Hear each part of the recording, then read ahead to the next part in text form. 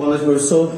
Eu queria que o senhor explicasse para o torcedor do Bahia o que aconteceu hoje aqui na Vila Belmiro e as 5 modificações da equipe. Everaldo, departamento médico, Jacaré, suspensão, mas as outras 3. Por que essas 3 modificações? Boa noite.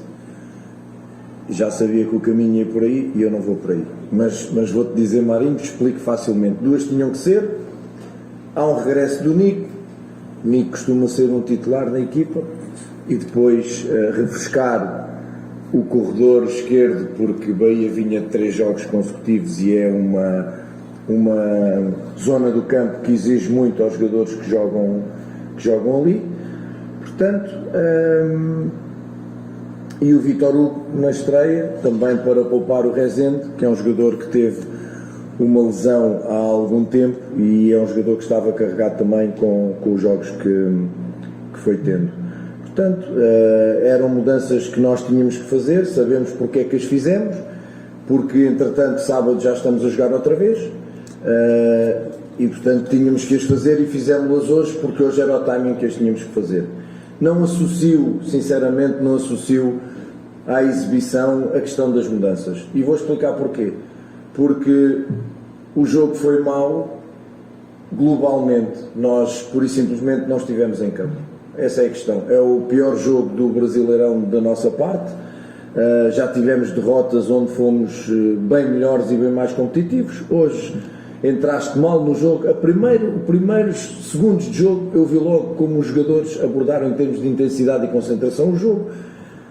Não me surpreendeu que aos 4 minutos sofrêssemos golo. Claramente uma questão de concentração, de foco, volitiva por parte dos jogadores. E o Santos, dar os parabéns ao Santos pela vitória, aproveitou muito bem aquilo que nós não fizemos bem. O Santos esteve no jogo, entrou forte, entrou intenso, joga em sua casa e nós de facto fizemos o pior jogo no campeonato porque não defendemos bem, não atacámos bem, não construímos bem, não criámos bem, pressionámos bem algumas vezes. Foi se calhar o melhor momento da nossa equipa, foi quando pressionámos e obrigámos o adversário a errar. É daqueles jogos em que tudo nos corre mal e mesmo na parte ofensiva, não criando e não construindo, temos um número de finalizações até significativo e em condições muito vantajosas para fazer golo e não fizemos golo em condições quase de baliza aberta. É daqueles dias em que tu podes estar aqui até amanhã, não vais fazer golo e a tendência é que o adversário, cada vez que chegue, possa fazer mais golos. As minhas substituições depois foram na questão sempre, para já o Cicinho tinha amarelo e eu queria ser mais ofensivo por ali, arrisquei o Admir, porque o Admir depois para entrar na linha de 5 teria algumas dificuldades apesar de treinar, Cauli para dar mais critério, refrescar os 2 jogadores do meio, porque estavam também com dificuldades, e refrescar o homem da frente e dar minutos ao Vinícius. Foi essencialmente, e claro, e digo o Biel, também o jogo naquele momento já estava perdido, o Biel está com 2 cartões amarelos, se levasse o terceiro ficaria fora do jogo com o Flamengo, portanto, a partir de um certo e determinado momento tu começas a pensar no jogo daqui a quase 48 horas, a explicação é esta. Professor, a respeito não só do placar, mas dessa concentração que o senhor citou, os primeiros 2 gols da equipe do Santos, é a saída de bola em que o Bahia acaba errando o passe. O Bahia errou muito passe, hoje foram mais de 70 passes errados. Incrível. E um passe errado do Tassiano, depois tem um outro vacilo. Eu queria que o senhor falasse também dessa falta de concentração. Sim, mas repara, o passe errado do Tassiano já é meio do nosso meio campo, não tem muito a ver com a construção que às vezes as pessoas, a construção começa no goleiro, passa pelos zagueiros, e é um passe lateral que de facto, por exemplo, Tassiano, que foi o melhor em campo ou dos melhores em campo no último jogo, não houve rotatividade e está no primeiro gol. Mas acontece, porque o jogador arrisca, porque o jogador faz passos, mas aquilo que tu dizes vai em contra do que eu disse. É explicar porque é que no jogo nós estivemos ausentes. O número de erros técnicos é absurdo. E portanto a gente tem que refletir o que é que aconteceu aqui e não justifica as tais mudanças porque houve erros técnicos de jogadores que têm vindo a jogar. Portanto, é de facto uma exibição muito, muito má da nossa parte, não estivemos presentes. Eu, enquanto líder, assumo isso porque defendo os meus jogadores à morte. Perceber que é um mau dia, é uma má noite, é uma má exibição e que daqui a 2 dias temos Flamengo na Fonte Nova lotada e que temos a responsabilidade de chegar a este jogo e pelo menos competir e deixar uma imagem igual àquela que o Bahia deixou nos últimos 4 jogos, imagem de exibição, porque hoje nem exibição nem resultado. O senhor falou de defender seus atletas e citou a mudança do Cicinho pelo cartão. Só que assim, do tempo treinando, o David Duarte ele volta e dá uma volta por cima e toma titularidade. O Cicinho a gente pode dizer que diferente, pelo menos para a gente da imprensa que acompanha o jogo e para o torcedor, o Cicinho não voltou com essa confiança. Pode ser, os jogadores são todos, nem todos são iguais, né? Os jogadores uns reagem melhor ao tempo de paragem, outros reagem pior. É verdade que o David jogou já uns quantos jogos seguidos e o Cicinho saiu hoje, primeiro porque tinha o cartão amarelo e porque eles estavam a entrar muito por ali e no 1 contra 1 defensivo ele podia levar o segundo amarelo, então da forma como nós estávamos a jogar e com um jogador a menos podia haver aqui um resultado ainda mais complicado, e depois porque eu quis ser mais ofensivo e meter o Ademir aberto para meter o Cauli por dentro. Não vou centrar isto no Cicinho. Eu sei que as pessoas não gostam do Cicinho, os torcedores não gostam do Cicinho, também não gostavam do Everaldo, e depois o Everaldo fez um monte de golos e agora no último jogo já assobiaram o Everaldo, e o David Duarte era péssimo e agora já é bom. Eu não entro nessa, isso não é para mim, desculpem, eu sou treinador, tenho que perceber os porquês e os comos. Os torcedores têm o direito a manifestar-se como quiserem, mas quem toma as decisões sou eu, somos nós, em função do conhecimento que temos do dia a dia. Custa-me muito dizer que perdemos por... Não perdemos pelo Cicinho. Lá por eu ter tirado o Cicinho, já expliquei porque é que tirei. Nós perdemos porque não estivemos em campo, por isso simplesmente. Essa é a realidade. Não fomos competitivos. Quando tivemos a bola não acertámos mais de 3, 4 passos seguidos. No momento da finalização de fazer golo, atirámos ao lado. E nos momentos de sermos eficazes defensivamente, não fomos. E, portanto, merecemos perder e o Santos mereceu ganhar. Não funcionou aquilo que o senhor pensou quando fala de um ataque, até de começo, de Biel e Ademir, que muitos torcedores também falavam, pô, tá na hora de botar Ademir e Biel junto para ver como é e tal. E hoje você não tinha um meio armador de origem colocando o time dessa forma, no 3-4-3. Porque o torcedor fala em função do resultado. Eu tenho que antecipar e o torcedor analisa depois. Não é? No último jogo iam matando porque o Nico estava no banco. E o Nico estava no banco por cansaço à beira de lesão. E depois ganhámos e depois o Paiva antes do jogo é burro e depois do jogo é o Guardiola. E eu não entro nestas coisas, lamento. Percebo a emoção, respeito a emoção, as pessoas têm direito. Agora, eu acertar na lotaria depois dos números saírem, isso é fantástico. O jornalista, o comentador, o torcedor, comenta depois, obviamente e bem daquilo que vê. Nós temos que programar, projetar e preparar um jogo.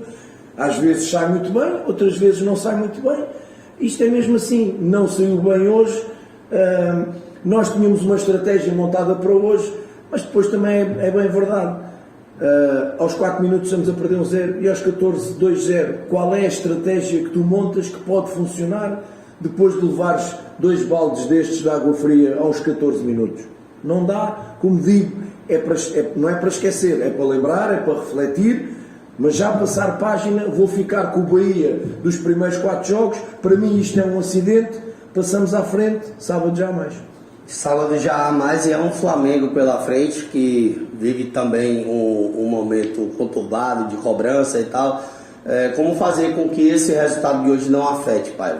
Não, este resultado tem que afetar. É o contrário. E foi o que eu disse aos jogadores. Este resultado tem que afetar. Por isso é que eu disse, não é para esquecer, é para refletir. Porque há aqui muita coisa que falhou, para não dizer quase toda. Então se falhou quase toda, dificilmente faremos um jogo tão mau contra o Flamengo.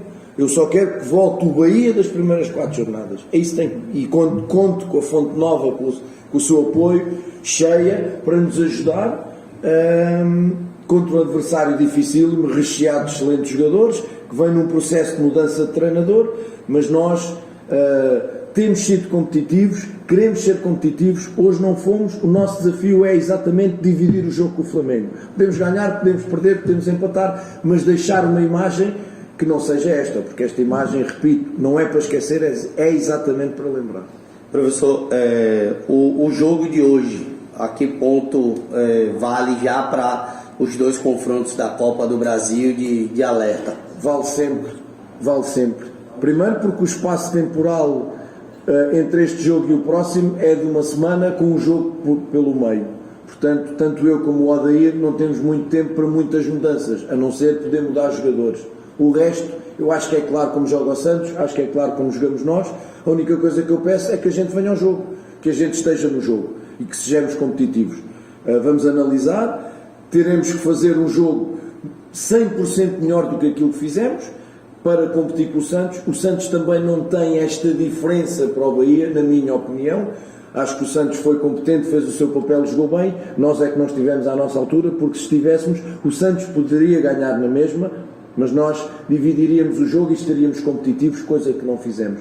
Mesmo assim, repito, não sendo competitivos, temos 2 ou 3 lances flagrantes para fazer gol, nem isso aproveitámos.